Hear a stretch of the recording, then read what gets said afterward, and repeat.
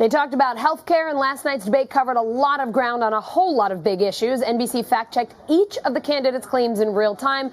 So what was true and what was flat-out false? NBC's Jane Timm is here with us now. She, along with 3 others, had the gargantuan task of fact-checking last night. Jane, let's start with this. Everybody's talking about the Biden-Castro feud over health care. He claimed that Biden's health care plan would require Americans to buy into the plan. Biden pushed back and said, who was right?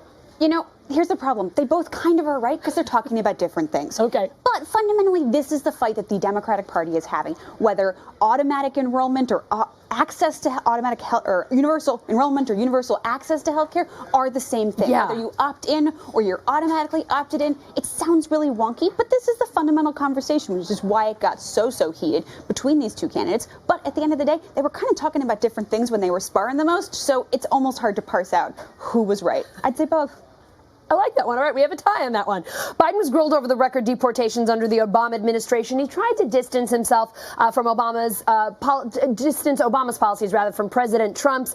Was he misleading in any situations here? Where was he?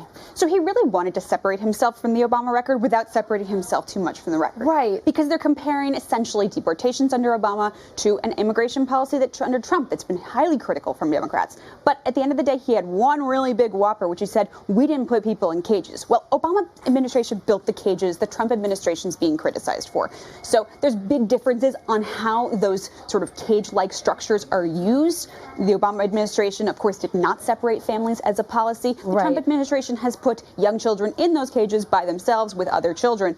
There's very big differences there, but at the end of the day, those structures were built to handle huge migrant crisis that started under the Obama administration. So your fact-checking of that statement would find it to be false. Okay, thanks, Jane.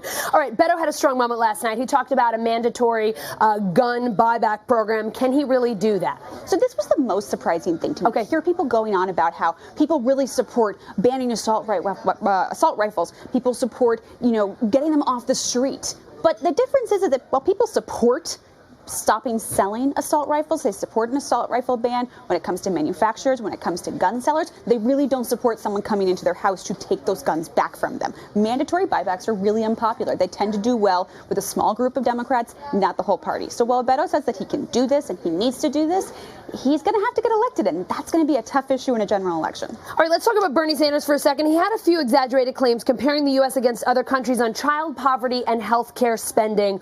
What did he get wrong here? Senator Sanders loves to make these really big sweeping claims to say America spends more than anybody else on health care. America's child poverty rate is really, really bad. And while there's always a grain of truth, yes, America's child poverty rate is higher than a lot of our developed peers, and we do spend a lot on health care. Reality isn't as hyperbolic as Senator Sanders is. Jane, thank you so much. It was unbelievable on NBCNews.com tonight, all the different facts that you went through. Great work to you and your 3 colleagues. Thanks for getting us all the truth. We appreciate it.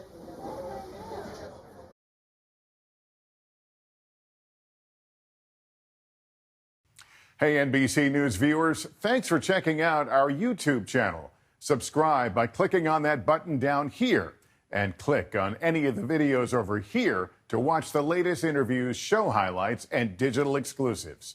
Thanks for watching.